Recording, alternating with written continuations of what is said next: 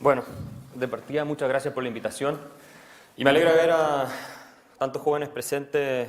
Espero que hayan venido voluntariamente, no porque el profesor los obligó. De lo contrario, esto sería una pérdida de tiempo o algo parecido a eso. Y yo voy a hablar de un tema que hoy día está súper de moda, que hoy día se discute en todos lados, especialmente ahora a raíz del cambio de gabinete y a raíz de todo lo que ha sucedido en el último año, desde que entró el nuevo gobierno en Chile, y que tiene que ver con el mito del neoliberalismo chileno. Ustedes muy bien saben que se está tratando de cambiar el sistema, ¿no es cierto? El gobierno que entró ahora dice que este es un sistema neoliberal muy injusto, muy malo, y que hay que cambiarlo de raíz, porque es fundamentalmente inmoral. Esa es la razón. Si ustedes leen, por ejemplo, el libro de varios profesores llamados Fernando Atria, Alfredo Lloniant, Guillermo Larraín, Javier Couso y José Miguel Benavente, que se llama El otro modelo, ahí está más o menos el marco teórico que se aplica, el diagnóstico y hacia dónde debiera ir Chile hoy en día. ¿Por qué yo llamé esta charla el mito del neoliberalismo chileno? Porque casi todo lo que se dice en la discusión pública sobre lo que ocurrió en Chile, sobre lo que es el sistema institucional que tenemos, es poco claro y está plagado de mitología. De partida también el origen de las ideas que dan pie a estas instituciones que tenemos. Por ejemplo, déjeme partir con el primer mito. Mito número 1. Las ideas que se instauraron en Chile son neoliberales. ¿Ustedes saben lo que es el neoliberalismo? ¿Saben de dónde viene? ¿Alguien me podría decir aquí en esta sala de dónde viene el concepto de neoliberalismo? ¿Alguien sabe? Todo el mundo lo oye permanentemente y probablemente ustedes lo usan incluso en sus discusiones. Y obviamente tiene una connotación muy negativa, ¿no es cierto?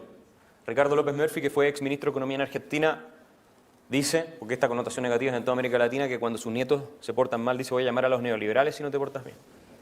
Porque ya es como ya lo peor de lo peor el neoliberalismo, como ya el sumum de todos los males habido y por haber. Déjenme decirles que el concepto neoliberalismo lo acuñó un alemán que se llamaba Alexander Rostow en la década del 30. Y él se refería, y este hombre venía del socialismo, el economista este, y él, alejándose de las ideas socialistas, porque obviamente se da cuenta de que no llevan a buen puerto, se acerca a un liberalismo y lo que él busca en realidad es una alternativa entre el socialismo y el capitalismo a la Adam Smith, que él tampoco compartía plenamente.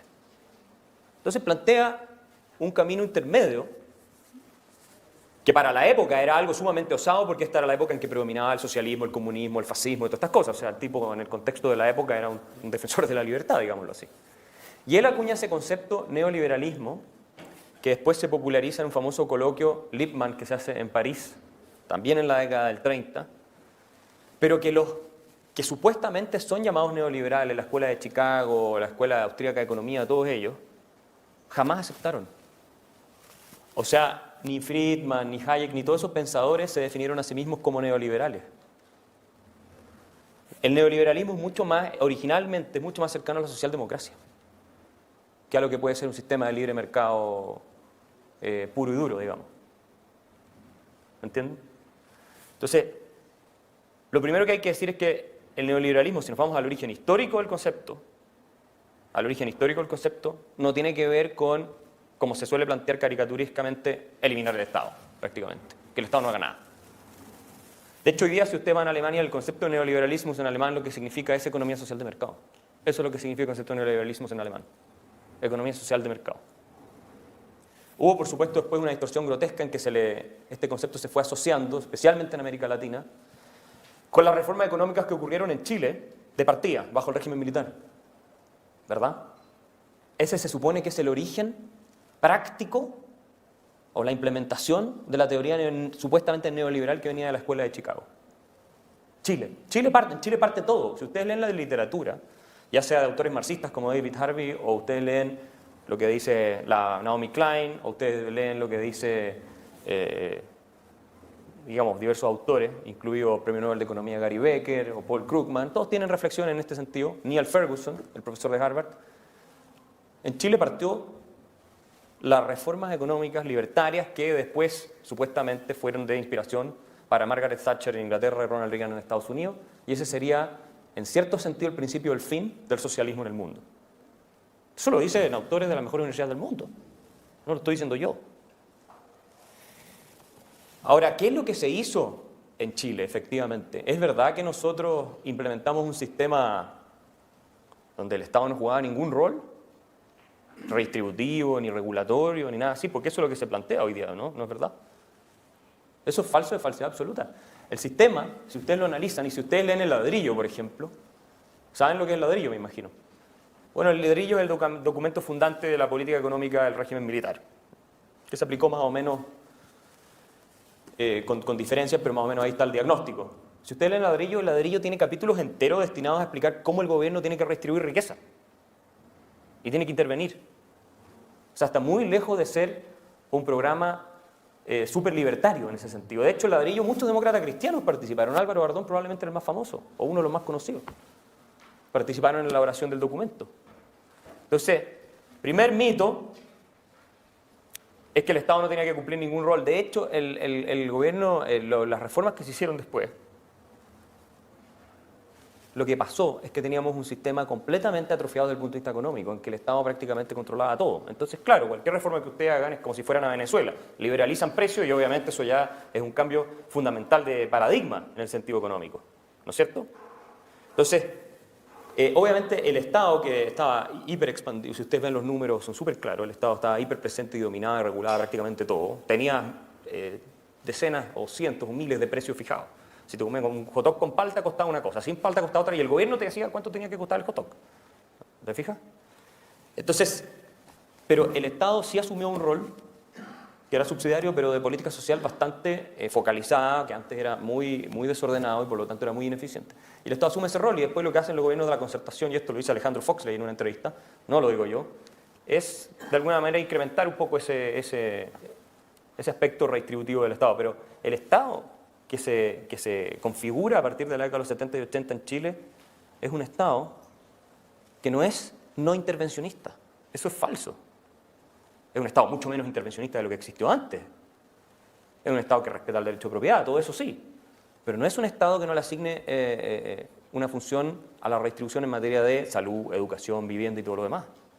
Eso no es verdad. Y lo otro que no es verdad es que estas ideas fueron nuevas en Chile. No es cierto que la teoría liberal que inspiró esa reforma haya sido algo importado de Estados Unidos a partir de los 50, cuando la Universidad Católica hace el acuerdo con la Universidad de Chicago. No es verdad eso. Si ustedes van a examinar el siglo XIX en Estados Unidos, Juan Pablo Coyumbian sabe de esto porque ha escrito sobre Corsel Senuil, ustedes van a examinar las ideas que este hombre desparció, un economista francés famoso que contrata al gobierno de Manuel Montt, que viene a Chile y se transforma en profesor de la Universidad de Chile, el primer profesor profesional de economía en la historia de nuestra república, ¿verdad? Y también del Instituto Nacional, y asesor del Ministerio de Hacienda, además. Si ustedes leen lo que él escribía, era mucho más radical que lo que hicieron los Chicago Boys en Chile después. O sea, Corsel Senuil, hay un aula que se llama Corsel Senuil en la Universidad de Chile, por si acaso, pueden ir a verla. Corsel Senuil era un liberal radical, mucho más radical, en muchos sentidos, que lo que después se vino a instaurar en la década de los 70 y 80. O sea, Corsel Senuil casi, te diría yo, no aceptaba la redistribución del Estado, prácticamente para nada. Y creía en la banca libre, no podía haber banca central y un montón de cosas por el estilo. Entonces tampoco es verdad, y sus ideas fueron hegemónicas en Chile, o muy influyentes, por decirlo de otra manera, durante casi medio siglo. Muy influyentes. En la clase política, en el mundo intelectual, etcétera, sus discípulos. Entonces no es verdad que estas ideas sean nuevas y que las hayan importado los Chicago después de que la CIA conspiró con los profesores de la Universidad de Chicago para darle un golpe de Estado a Salvador Allende y probar estas teorías en Chile como si Chile fuera un laboratorio. Eso es absurdo. Es lo que se lee en la literatura, en muchos libros, pero eso es absurdo. Entonces, ese es un segundo mito. Un tercer mito tiene que ver con la idea de que en los 70 y 80 lo único que le importaba a los famosos Chicago Boys, me imagino que ustedes saben de quién estoy hablando cuando hablo de los Chicago Boys. Bueno, los reformadores que habían estudiado en la escuela de Chicago y volvieron a Chile a hacer estas reformas, que a ellos lo único que les importaba era la libertad económica y que el resto les da lo mismo. No les importaba la democracia, no les importaban los derechos humanos, no les importaba nada de todo eso. Eso es falso. No cabe la menor duda de que el régimen autoritario, o la dictadura, si ustedes quieren, fue un marco que fue más fácil para implementar las reformas que tal vez lo que hubiera sido un régimen democrático. ¿Ya? Porque obviamente no tienes que preguntarle nada a nadie, tú llegas y haces la reforma. A pesar de que dentro del mismo régimen había una resistencia muy grande, como sabemos hoy día. Pero hay evidencia, hay carta, yo siempre me gusta ir a los documentos y a la evidencia histórica, porque estas cosas son, si no, son pura teoría y opiniones subjetivas de cada uno. Hay cartas del embajador de Estados Unidos en la época, en que él da cuenta de cómo varios de estos reformadores efectivamente tuvieron problemas dentro del régimen por defender la libertad de expresión, por condenar ciertos crímenes que se cometían, etc. Y tal vez el caso más interesante es el de José Piñera, el hermano de Sebastián Piñera, que fue ministro de Minería y ministro del Trabajo.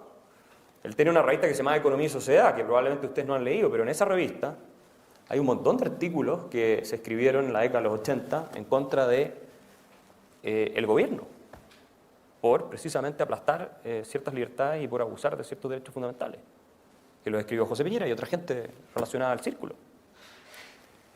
Y luego se instaura, obviamente, esta constitución y, en fin, la democracia se restaura en el año 90, pero la constitución ya establecida, la constitución de 1980, ¿ustedes saben de qué se trató el plebiscito de 1988?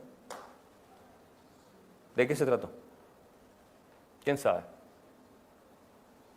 En el 88 era como para elegir si la Junta seguía 8 años más o no, y aparte, la continuidad de la Junta de Gobierno. No era eso. Se llamaba escribir un paquete de reformas constitucionales. En general, el principio del tema del año 88 era que la democracia se reintroducía sí o sí. La democracia volvía sí o sí. La Constitución de 1980 fijó el retorno a la democracia. El plebiscito tenía que ver con si Pinochet seguía de presidente de la República, con parlamento elegido y todo lo demás. Eso era. No era si la dictadura seguía o no seguía. La democracia está listo, chao. Si ustedes leen entrevistas de Ricardo Lagos de mediados de los 80 y Clodomiro Almeida, ellos mismos reconocen en esa década, están ahí los documentos, que están convencidos de que el régimen militar va a entregar el poder de vuelta a la democracia, que no van a poder hacerse los lesos con la constitución que ellos mismos hicieron. Y esto es importante decirlo, porque más allá de todo el tema de los derechos humanos, que es un desastre y que eso merece toda la condena del mundo, pero más allá de eso, desde el origen, en los reformadores que estuvieron vinculados a todo este proceso, hubo la convicción de que el tema del gobierno del régimen militar iba a ser transicional, que no iba a ser algo para siempre. Si ustedes leen los documentos, históricamente está ahí. Hay un profesor que se llama Robert Barro, no el economista, otro, un jurista que escribió un libro que publicó en la Universidad de Cambridge muy extenso sobre este tema y de cómo al final la institucionalidad misma que creó la Junta y la Constitución y todo terminó por bloquear cualquier intento de que se perpetuaran en el poder. Eso es lo que dice la evidencia de los estudios. Entonces, esto no es una justificación de lo que pasó, nada. Yo estoy simplemente haciendo una descripción que puede ser discutida tal vez con evidencia que pruebe otra cosa, ¿se fijan? Y probablemente puede haber discusión y va a haber discusión. Pero es importante tener claro que esas ideas sobre las cuales se fundamenta el sistema que tenemos hoy eran ideas liberales en un sentido integral, en el sentido no solo de la libertad económica. Lo que pasa es que se entendía que si la libertad económica, la libertad de que ustedes puedan disponer de lo que es suyo, de que la inflación no sea un 1000% como era el año 73, se fijan, de que no haya escasez de bienes básicos, la democracia no podía funcionar. ¿Quién cree que una democracia puede funcionar si la gente no encuentra bienes básicos para satisfacer sus necesidades? ¿Quién cree eso? ¿Quién cree que Venezuela es una democracia? ¿Quién conoce un solo caso en la historia en que la economía haya tenido un 1000% de inflación y haya habido escasez de productos básicos, incluso los que miran con cara de escéptico allá atrás?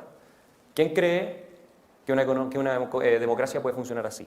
¿Quién conoce un solo autor en la teoría de la democracia que diga que una democracia puede funcionar así? ¿Alguien? No, pues. ¿Se imaginan ustedes el día de mañana cómo estaría funcionando la democracia chilena si usted fuera al supermercado y encuentran papel higiénico, como pasa en Venezuela? Como pasaba el año 73. ¿Cómo funcionaría la democracia? No estoy haciendo un juicio de si estuvo bien el golpe o no, lo único que estoy diciendo es que así era, eso es indiscutible. Paul Sigmund, un profesor de la Universidad de Princeton, que no es de derecha, yo te diría que es más bien de centro izquierda incluso, escribió un famoso estudio sobre la caída del gobierno de la Unidad Popular, se lo publicó hace muchos años. Y él, la razón principal, dice él, o una de las razones principales, centrales, fue precisamente la destrucción de la economía. Él dice, ningún gobierno democrático, o no democrático incluso, dice él, pero especialmente democrático, con toda la legitimidad que hubiera querido tener, habría podido sostenerse con ese nivel de destrucción de la actividad económica y de pauperización de la calidad de vida de la ciudadanía. No funciona. Por eso Neil Ferguson, el profesor de Harvard, cuando escribe sobre esto en su libro El ascenso del dinero, dice que las reformas económicas fueron fundamentales en Chile para consolidar la democracia que después tuvimos. Y esto lo reconoce gente de la concertación, esto no es un tema... Y por eso Alejandro Foxley, en esa entrevista que yo le citaba, que es del año 2001, si no me falla la memoria, en el Commanding Heights, para los que les interese, está en internet disponible, dice que en realidad ellos tuvieron que reconocer que la economía había sido modernizada y ellos en el fondo partieron de ahí porque los países maduros no son los que parten de cero. Eso lo dice Foxley, que fue ministro de Hacienda de la Concertación. Hoy día, lo que ocurre es otra cosa. Lo que ocurre es que todo eso hacia atrás, con una historia muy compleja, porque la historia de Chile no es sencilla, no está lo bueno, lo malo y todo lo demás está bien, lo que hicieron ellos está bien, todo lo que hicieron los otros está mal, no es así. Es mucho más compleja que eso. Espero que ustedes estén de acuerdo con ese punto al menos. Bueno, todo lo que se dice hoy día es que hay que hacer un borrón y cuenta nueva por parte de muchas autoridades. Hay que botarlo todo por la borda y los últimos 40 años que hicieron de Chile el país también más próspero de toda la historia de América Latina, no solo de la historia de Chile. La historia de América Latina nunca ha visto un país más próspero que es el Chile de hoy. Se los planteo así y los desafío a cualquiera de ustedes a buscar cualquier indicador que me refute esto. Nunca.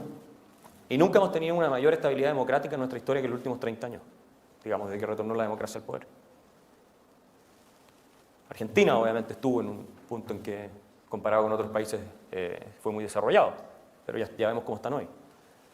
Entonces, la tesis de que hay que hacerlo todo nuevo, que hay que cambiar toda la Constitución y hay que refundar todo el orden, que la tienen, tal vez no son grupos mayoritarios, pero grupos que tienen influencia, está basada en una serie de mitos y de errores. Y también, creo yo, no es un misterio porque yo he dicho estas cosas en televisión, las he escrito en los diarios, en una ideología que es totalmente trasnochada. Totalmente trasnochada. O sea, yo les voy a hacer una pregunta a ustedes. ¿Alguien de ustedes cree sinceramente que uno solo de los problemas que aquejan a los chilenos, delincuencia, mala calidad de la educación, salud, lo que ustedes quieran, se va a resolver por una nueva constitución? ¿Alguien cree de verdad? ¿Alguien puede ser tan ingenuo para creer eso? ¿Cómo le ha ido a nuestros vecinos latinoamericanos que han hecho constituciones nuevas? ¿Cómo le fue a Venezuela? ¿Cómo le fue a Ecuador? ¿Cómo le fue a Bolivia? ¿Cómo le fue a Nicaragua? ¿Cómo le fue a Brasil con su nueva constitución? ¿Están el después de la nueva constitución? Les ofrecieron eso fue lo que les prometieron. Si hacemos la nueva constitución, vamos a resolver muchos de los problemas que tenemos. No fue así. Las constituciones no son recetas mágicas o pócimas que uno se toma como el líquido Asterix yo, el Ixi sale así y es capaz de levantar cualquier peso. No es así. Las constituciones son cosas tremendamente complejas que lo que tratan de hacer es ordenar, digamos, la distribución del poder y ver cómo hacer que una sociedad más o menos funcione. Pero ustedes no van a ser más inteligentes porque hay una nueva constitución. Ustedes no van a sacar mejores notas en la universidad porque hay una nueva constitución. La gente no va a ser más productiva en Chile porque hay una nueva constitución. La gente no va a cometer menos delitos porque hay una nueva constitución. Si es que puede ocurrir lo contrario, porque si una nueva constitución destruye las instituciones o debilita las instituciones que incentivan la inversión, la creación de empleo y todo eso, obviamente el resultado va a ser otro. Va a tener más desempleo, el desempleo también, hay estudios que te prueban, lleva más criminalidad, etcétera, etcétera. Entonces, yo los quiero dejar, con esto voy cerrando, creo que ya estoy en el tiempo, yo los quiero dejar con esa inquietud. Primero, invitarlos a estudiar por su cuenta esta historia, a los que les interese, o si es que les sobra algo de tiempo. Reflexionen en torno a lo que el país fue antes de 1973, a lo que el país fue hasta 1990 y a lo que el país fue desde 1990 hasta ahora. Reflexionen en torno a eso y traten de darse cuenta de lo difícil que fue, no solo, o sea, para Chile, para todo el país, de lado y lado, armar lo que está armado ahora. Y pregúntense si acaso el éxito de un país está garantizado o no, y que da lo mismo lo que ustedes hagan, el país va a seguir hacia arriba. Porque si hay algo que la historia enseña, y sobre todo la de nuestro barrio de América Latina, es que la historia no está determinada por ninguna ley como pensaba Marx, y el progreso no es inevitable como pensaba Marx. Y termino citando al pobre Simón Bolívar, que lo tiene más manoseado en América Latina. O sea, no hay, yo creo que una figura que haya sido más, puede ser un término bien feo, prostituida, que el pobre Simón Bolívar. Ustedes saben que Simón Bolívar, antes de morir en 1830, le mandó una carta al general, a uno de sus generales, Flores, y le dice que después de toda la vida en América, llega a la conclusión de que este continente siempre va a caer en manos de tiranos de todos los colores y razas. O sea, que aquí no hay nada que se pueda hacer. Y dice textual, lo único que se puede hacer en América es emigrar. ¿Queremos eso para Chile? ¿Llegar a esa conclusión? Los venezolanos se están yendo, los argentinos se van de su país, los ecuatorianos se van de su país. Todo el mundo se va a América Latina, Estados Unidos, Europa. Muchos vienen para acá, a Chile. ¿Se han dado cuenta? La cantidad de gente colombiana, de todos lados que está. ¿Por qué será? No debe ser porque acá le está yendo peor que allá, que en sus propios países. Entonces, termino con esa nota de optimismo por un lado, de que podemos seguir por un camino productivo, pero también de cautela por el otro, en el sentido de que si no cuidamos lo que tenemos, los países son como los matrimonios. Si uno no los cuida, no funcionan solos. El éxito no está asegurado.